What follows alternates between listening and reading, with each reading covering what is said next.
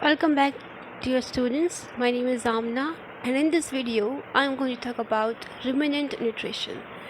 Ruminant animals वो होते हैं जो बेसिकली जुगाली करते हैं, और ruminant animal दो तरह के होते हैं. एक होते हैं large ruminant animals और दूसरे हमारे पास होते हैं small ruminant animals. इस वीडियो के अंदर हम उसकी डाइट, न्यूट्रिशन के अंदर कौन कौन सी चीज़ें इन्वॉल्व होती हैं, उनका क्या किरदार है उनकी बॉडी के स्कोरिंग के लिए, सारी डिटेल के अंदर हम ये पढ़ेंगे. तो ये लेक्चर उन स्टूडेंट्स के लिए जो कि लाइफ स्टॉक के अंदर दिलचस्पी रखते हैं और उनके सब्जेक्ट का, उनके जो वेटनरी कोर्स है उसका मेन प्रोपोर्शन लाइफ स्टॉक है. तो without further ado let's talk about this.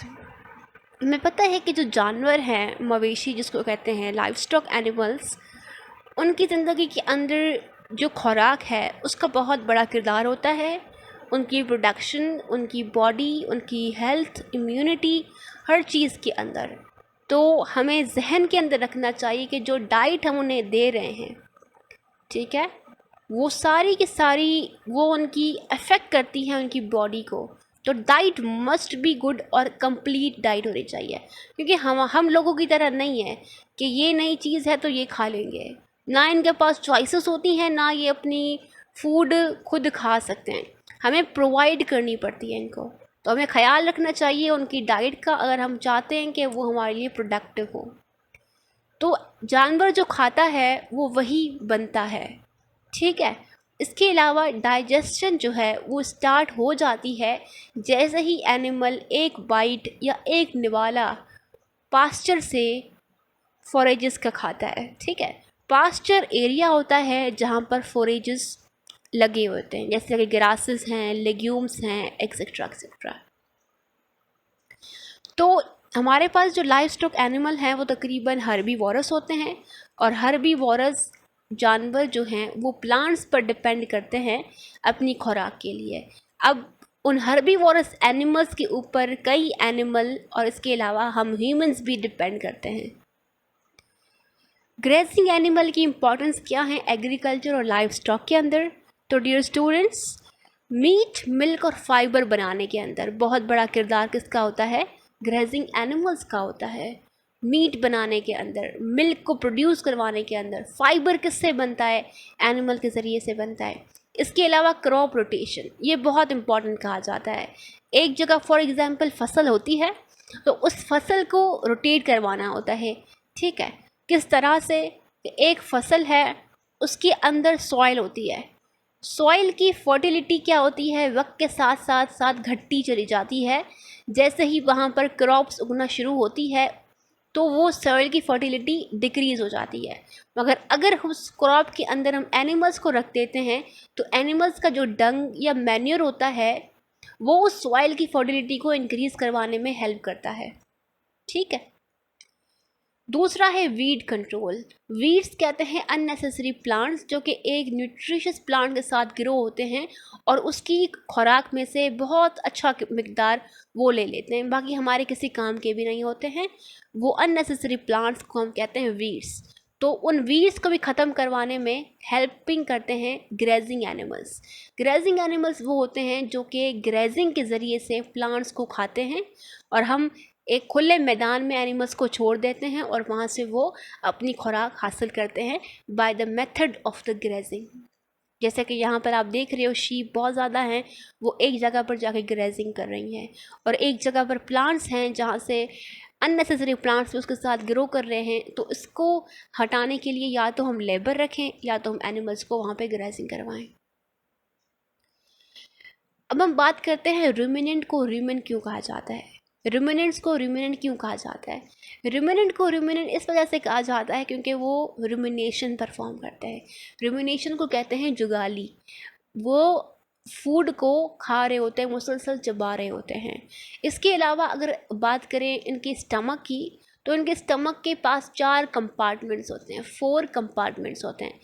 4 compartment होते हैं तो इस वजह से कहते हैं पोलीगैस्ट्रिक एनिमल्स. पोलीगैस्ट्रिक एनिमल ये हमसे मुख्तलिफ होते हैं. हमारे पास एक ही स्टमक होता है, हमको क्या कहा जाता है? मोनोगैस्ट्रिक एनिमल्स, ठीक है. तो पॉलीगैस्ट्रिक एनिमल्स के पास 4 कंपार्टमेंट होते हैं। उनका नाम होता है एक रीमन, दूसरा रेटिक्यूलम, तीसरा ओमेजम और चौथा होता है एबोमेजम। माउथ के ज़रिए से एनिमल जैसे ही फूड खाता है तो डाइजेशन स्टार्ट हो जाती है। ईसोफेगस के ज़रिए से वो फूड आता है बॉलस की फॉर्म में रूमेन के अंदर। रूमेन के अंदर पॉपुलेशन होती है माइक्रोब्स की और इसके अलावा फंजाई की, प्रोटोजोआ की, बहुत ज़्यादा तादाद के अंदर यहाँ पे मौजूद होते हैं।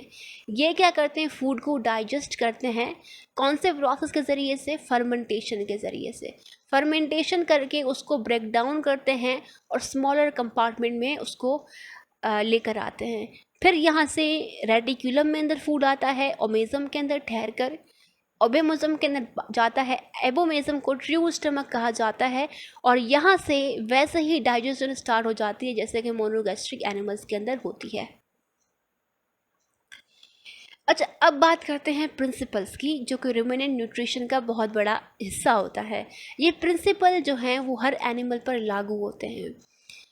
एक तो ये है, ruminants are adopted to use forage because of microbes in their rumen. Ruminants livestock के एनिमल जो भी हैं ये फॉरेज खाते हैं, जिसको चारा कहते हैं हम।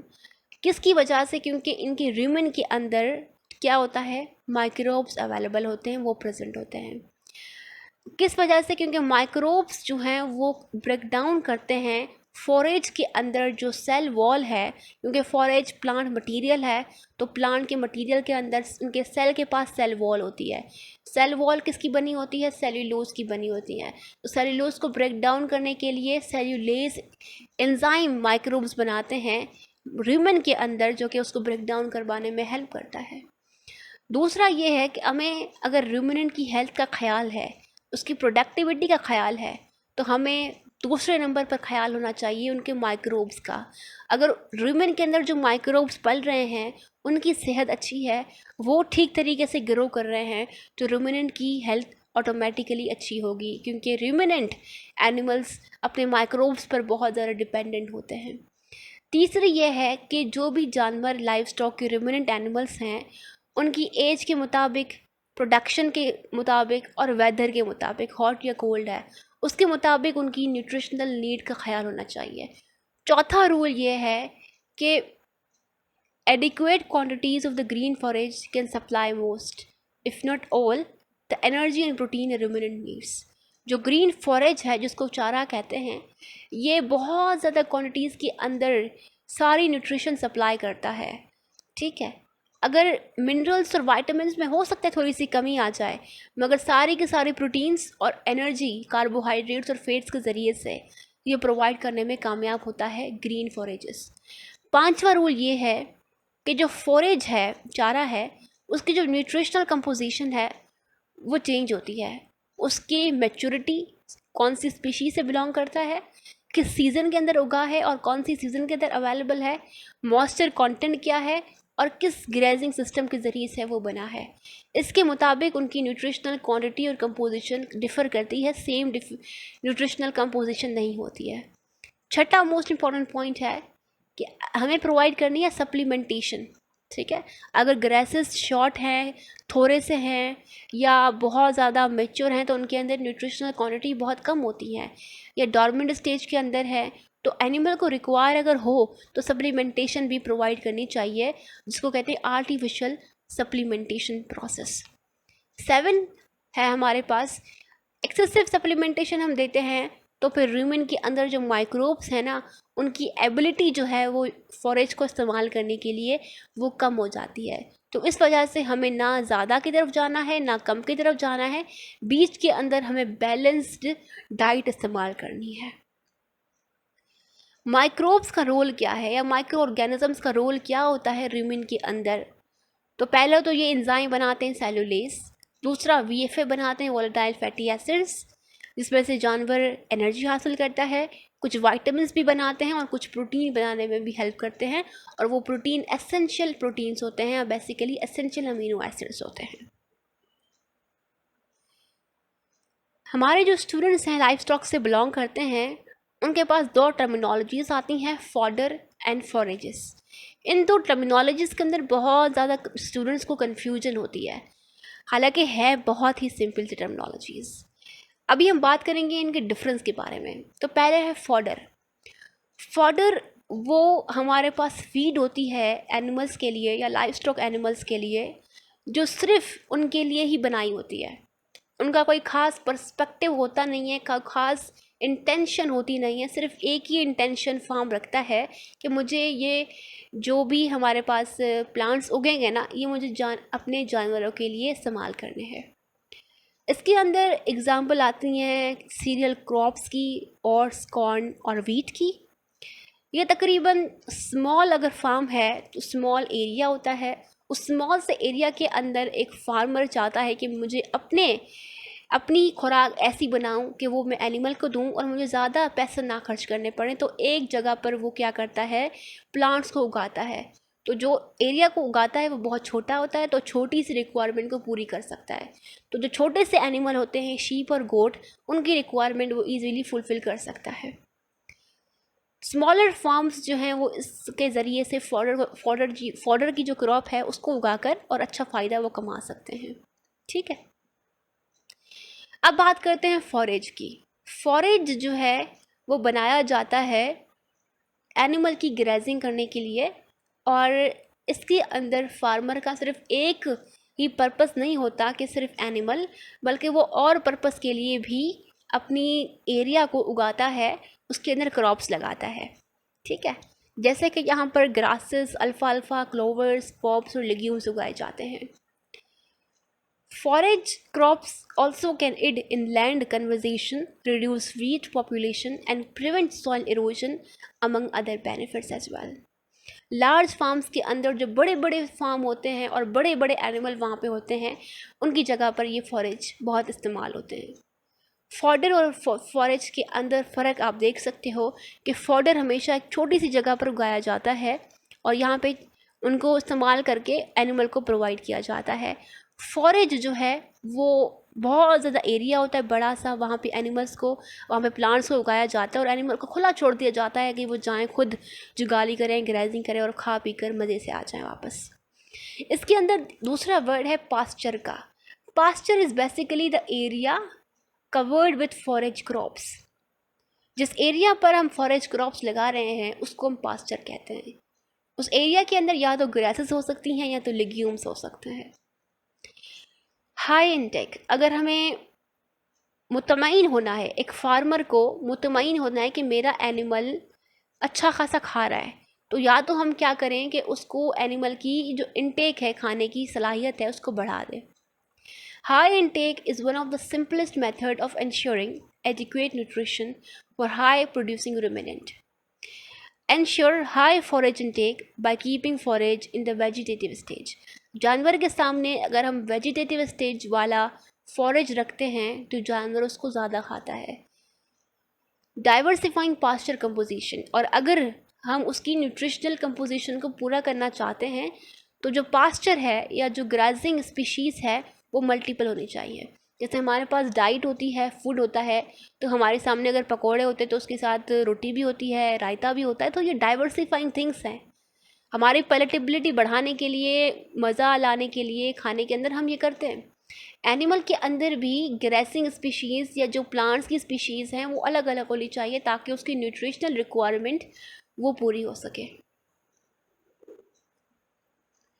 Now let's talk about the water. Water की बहुत ज़्यादा इंपॉर्टेंस है एनिमल की लाइफ के अंदर। एनिमल्स वाटर कितना चाहिए होता है, अगर शीप और गोट की बात करें तो तकरीबन 1 gallon of water per day. So yes, dear students, we have to ensure a good and a proper supply of the water to the animals. 1.5 gallons per day for lactating ewes. Cattle requires from 3 to 30 gallons of water per day. Cattle will consume about 1 gallon of water per 100 pounds of body weight during the winter and 2 gallons per 100 pounds of body weight during hot weather. Energy के लिए multiple things इस्तेमाल करते हैं। इसके अंदर carbohydrates, fats, proteins और body के reserve जैसा ग्लाइकोजन का बड़ा किरदार होता है एनिमल की एनर्जी को फुलफ़िल करने के लिए। एनर्जी का काम क्या होता है कि बॉडी के जो फंक्शंस हैं, जो मेटाबॉलिक फंक्शंस हैं, उस सब फंक्शंस को फुलफ़िल करती है और फैसिलिटेट करती है ग्रोथ एंड डेवलपमेंट के अंदर। supplied to ruminant by highly digestible plant cell content and a portion of the less digestible plant cells wall fraction. ruminant को digestible plant cell content दिया जाना चाहिए और कम content cell wall का fraction देना चाहिए. Corn and barley are also high energy sources. Energy की बात करते हैं तो एनर्जी को मल्टीपल थिंग्स के अंदर डिवाइड किया जाता है. जैसे कि हमारे पास एक एनर्जी है फूड के अंदर जिसको कहते हैं ग्रॉस एनर्जी. उस ग्रॉस एनर्जी के अंदर कुछ एनर्जी डाइजेस्टिबल एनर्जी होती है, वो मेटाबोलाइज होके डाइजेस्टिबल एनर्जी कहलाती है. बाकी कुछ एनर्जी जो है वो फीकल एनर्जी होती है, फीसिस के ज़रिए से बॉडी से आउट हो जाती है. ये तो आउट हो गई. बची ये, इसके अंदर भी डिवीजन होती है. डाइजेस्टिबल एनर्जी में से एक होती है मेटाबोलाइजेबल एनर्जी और दूसरी एनर्जी होती है यूरिन एनर्जी या मीथेन एनर्जी. ये भी बॉडी से आउट हो जाती है. बची ये मेटाबोलाइजेबल एनर्जी. इसमें से एक होती है नेट एनर्जी और एक होती है हीट इंक्रीमेंट. वो एनर्जी जिससे बॉडी का हीट इंक्रीज होता है. और दूसरी नेट एनर्जी. नेट एनर्जी के मुख्तलिफ काम होते हैं. Net energy for maintenance, net energy for production, net energy for lactation etcetera etcetera. जो एनर्जी हीट के लिए इस्तेमाल होती है वो बॉडी के अंदर हीट प्रोड्यूस करती है और वो क्या बनती है, total heat production of the animals. तो ये डिवीजन है बॉडी के अंदर जो कि ग्रॉस एनर्जी से डिवाइड होकर कहाँ पे जाती है, जो एनर्जी पर्टिकुलर काम के लिए इस्तेमाल होता है बॉडी के अंदर. प्रोटीन्स की बात करते हैं तो crude protein is calculated from the nitrogen content of the forage. Forage के अंदर जो भी नाइट्रोजन का कंटेंट होता है वो बेसिकली प्रोटीन के लिए कैलकुलेट होता है. उसके अंदर प्रोटीन कितना है, क्योंकि प्रोटीन किस चीज़ का बना होता है, उसके अंदर नाइट्रोजन का बड़ा किरदार होता है. नाइट्रोजन का कंटेंट बहुत ज़्यादा होता है. प्रोटीन्स भी कंट्रीब्यूट करते हैं एनर्जी के अंदर और प्रोटीन्स के ज़रिए से एसेंशियल अमीनो एसिड्स भी एनिमल को मिलते हैं और ह्यूमन के माइक्रोब्स को भी मिलते हैं और एनिमल को भी मिलते हैं. The more protein that comes from forage the less supplement is needed. बहुत ठीक है. Cattle requires 2 type of the proteins in their diet.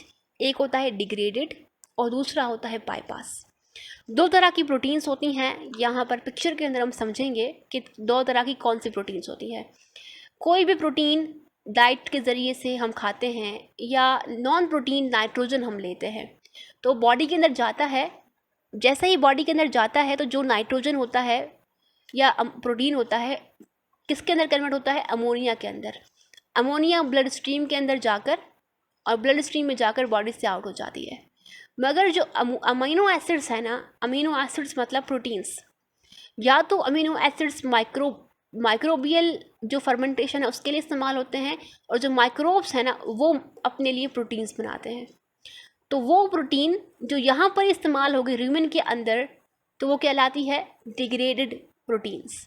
बाकी वो प्रोटीन जो कि ह्यूमन से निकल कर एबोमेजम से निकल कर स्मॉल इंटेस्टाइन के अंदर जाती है और वो ब्लड के ज़रिए से जो बॉडी के अंदर एब्जॉर्ब हो जाती है उसको कहते हैं बाईपास प्रोटीन्स. ठीक है. बाईपास प्रोटीन ह्यूमन से एबोमेजम तक वो बाईपास करके बॉडी के अंदर चला गया है. तो बाईपास प्रोटीन बहुत ज़रूरी होते हैं और यही प्रोटीन हैं जो कि एनिमल के अंदर उसके खुद के लिए इस्तेमाल होते हैं. Amount of protein that is bypassed to the intestine constitute more efficient utilization of protein for growing or lactating animals on high quality pastures. वो अमाउंट प्रोटीन को जो बाईपास हो जाती है इंटेस्टाइन से वो बहुत ज़्यादा इफ़िशिएंट होती है एनिमल के लिए जो लैक्टेटिंग कर रहे हों या ग्रो कर रहे हों. In forages, roughly 20 to 30% of the protein taken in by the animal is bypassed to the intestines. High quality pastures can meet almost all the needs of high producing livestock. Supplementation: corn, cottonseed, linseed meal, brewers, dried grain, corn gluten meal, distilled dried grains and fish meal are typically high in bypass proteins. अच्छा, ये जो हमारे पास proteins के लिए इस्तेमाल होते हैं चीज़ें ये बहुत ज़रूरी होते हैं और ये पेपर्स के अंदर स्पेसिफिकली वाइवा के अंदर सामने रखे जाते हैं और क्वेश्चन किए जाते हैं कि name the things which are available in front of you. तो आपको इन चीज़ों को देखकर नाम आना चाहिए. कॉटन सीड मील इस तरह का होता है, लिनसीड मील इस तरह के होते हैं, brewers dried grains, fish meal, distillers' dry grains, cotton seed cake. Microbial protein is synthesized from green forage diets, then from hay or mature forage diets.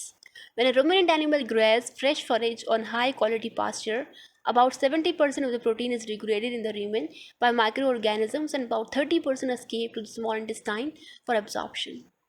Ruminant animals need approximately 65 to 68% of the protein to be rumen degradable for adequate rumen function and the development of microbial protein.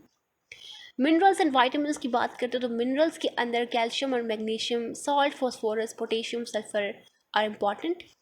Minerals का फ़ायदा क्या होता है? Cellular respiration, cell के अंदर जो respiration होती है, एटीपी बन रही होती है इसके लिए, नर्वस फंक्शन के लिए एनिमल्स के अंदर, और डेवलपमेंट के लिए, प्रोटीन सिंथेसिस के लिए, मेटाबॉलिज्म के लिए, रिप्रोडक्शन के लिए प्लांट्स के अंदर बहुत ज़्यादा ज़रूरी होते हैं।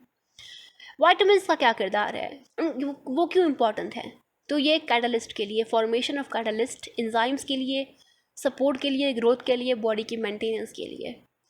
कैरोटीन जो कि प्रिकर्सर है विटामिन ए का, विटामिन ए इसके ज़रिए से बनता है, और विटामिन बी रुमेन के माइक्रोब्स के ज़रिए से सिंथेसाइज होता है। बाकी जो विटामिन डी है वो स्किन के ज़रिए से बनता है, जैसे ही स्किन को सनलाइट लगती है तो विटामिन डी बनता है बॉडी के अंदर। विटामिन ई सिर्फ एक ही एंजाइम है, विटामिन है, जो कि सप्लीमेंटेशन के ज़रिए से प्रोवाइड किया जाता है। जो भी विटामिन हैं एनिमल्स के अंदर वो माइक्रो ऑर्गेनिज्म सिंथेसाइज करते हैं, सिवाय ए, डी एंड ई के। एनिमल को अगर अच्छी क्वांटिटी के अंदर है दिया जाए या पास्चर दिए जाएं तो एनिमल की जो रिक्वायरमेंट है ए और डी की, ए और ई विटामिन की, तो वो पूरी हो जाती है। बाकी जो विटामिन डी है वो सनलाइट पूरी कर देता है। नाउ लेट्स टॉक अबाउट कि कौन से प्लांट्स, स्पीशीज और न्यूट्रिशनल क्वालिटीज़ हैं प्लांट्स की। तो 3 तरह के प्लांट्स होते हैं जो कि पास्चर के अंदर पाए जाते हैं। एक होते हैं ग्रासेस, श्रब्स और Forbes. Grasses tend to be high in nutrients in the spring and begins to decline as the growing season progresses. Shrubs tend to have their highest nutrient content in the spring as well. Grasses are divided into 2 types, warm season and cool season. So dear friends, हमारी इस discussion का मतलब यही था कि plants, animals को कौन सी diet दी जाती है। तो एनिमल प्लांट्स खाते हैं, तो प्लांट्स की वेरियस स्पीशीज़ होती हैं। उन वेरियस स्पीशीज़ से हमें ये देखना होता है कि कौन सी स्पीशी एनिमल के लिए हमारे लिए बेहतर है और सब रिक्वायरमेंट उसकी पूरी कर सकते हैं। तो एनिमल्स के लिए भी क्या बनता है, एक मिक्स्ड राशन बनता है जिसको कैलकुलेट करना पड़ता है, जिसको बनाना पड़ता है। होपिंग दैट कि हम नेक्स्ट वीडियो के अंदर उस सारे राशन को सीखेंगे कि किस तरह से एक एनिमल का राशन कैलकुलेट किया जाता है और राशन को बनाया जाता है एनिमल की प्रोडक्टिविटी के लिए, इन्हांस करने के लिए। कोई क्वेश्चन हो तो आप कमेंट के अंदर लिख सकते हैं। Thank you for watching this.